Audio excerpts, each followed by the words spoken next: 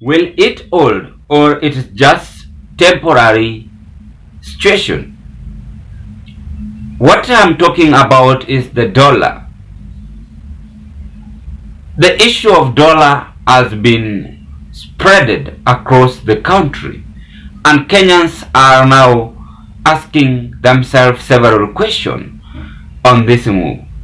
As Kenya shillings continue to gain ground against dollar, the Deputy President seems to have known what is taking place.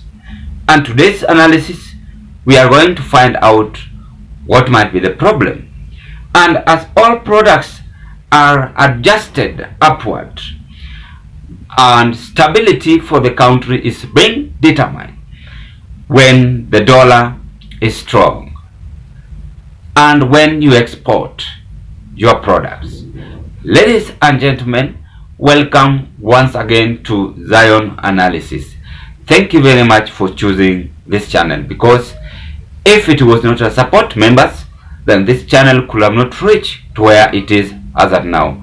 Personally, I am fine and I'm very grateful to this day. I want to thank you very, very much, and let's proceed with this analysis. Pauline Njoroge seems also to have known something.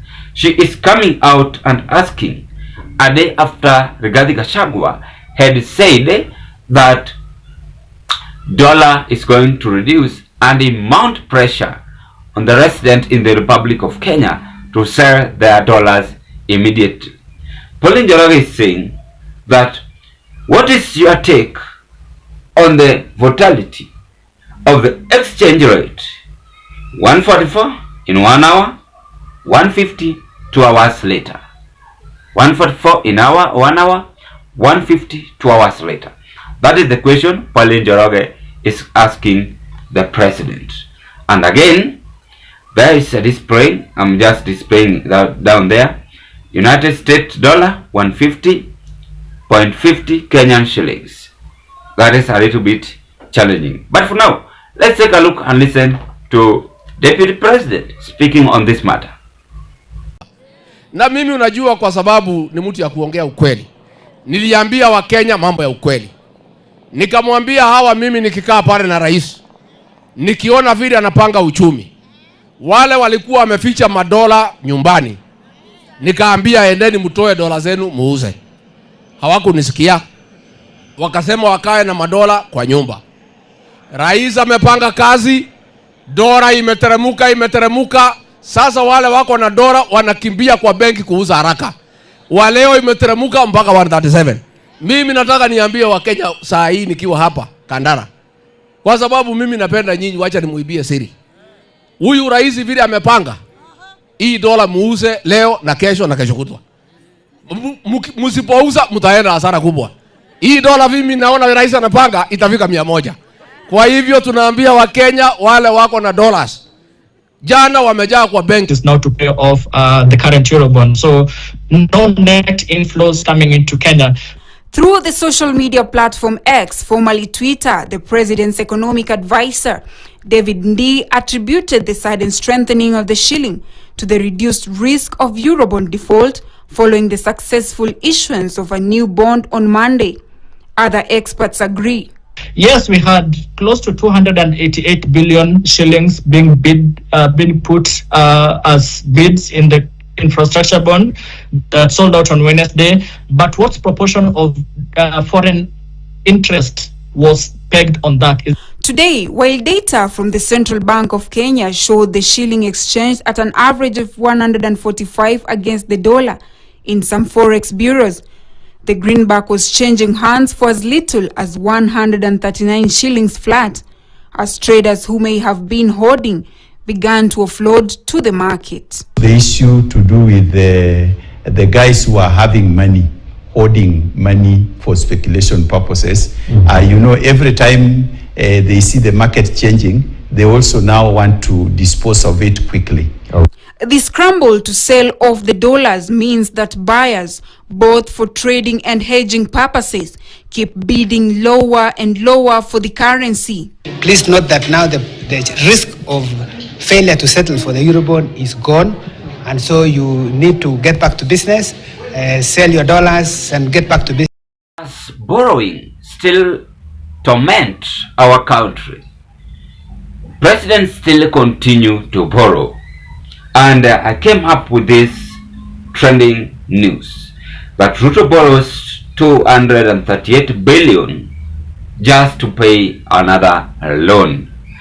Then I ask myself, does it mean Uhuru Kenyatta borrowed much or more than Kenya Kwanza administration?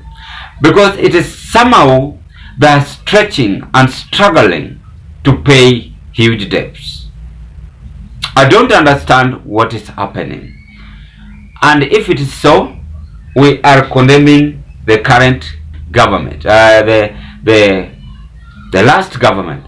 But what is also amazing me here, ladies and gentlemen, is that the current president was once the deputy in the current government, the last government, I mean. So it means when Uhuru was borrowing, he knew that they are borrowing debts. But why again repeating the same mistake if he had known that this is going to make our country to be in a wrong situation? Why do you think Gachagua is insisting and urging Kenyans to pay, to sell their dollars with immediate effect? Number one, they have fear that our country is going to decline on dollar strong based. They have fear that Kenya is going to be exposed as the worst country when it comes to dollar performance. Then lastly, they have fear that the businesses we are having are going to decline because the tourists who might come and buy some things through the exchange of dollars are going to run away and go to the neighboring countries who have stabilized their dollar currency. I mean, that is the move. Let's not lie. So these mistakes can be sorted out. But the question is how? They can only be sorted out if the government becomes trustworthy to Kenyans. They stop borrowing, as it has been explained by the video I was just displaying to you immediately after Gachagua have concluded his speech. They should also concentrate on order to bring our economy back by stabilizing and sealing the loopholes from corruption and ensuring that things are done efficiently in an orderly manner. They should also ensure that political differences, if it's emerge to our country, it's always decline for economy development. So I call upon Kenya Kwanza government. The direction Kenya is heading into is very, very wrong. And there is fear we are seeing looming. They should also bring more investors to invest and enlarge more industry to export and import goods. I think that is the best movement Kenya Kwanza should do. Then lastly, they should stop early campaigns. If they do so, then we are going to get back to our normal situation. Right now, things are still differences. And if it is so, then that is why Kenya shillings will continue going against dollar.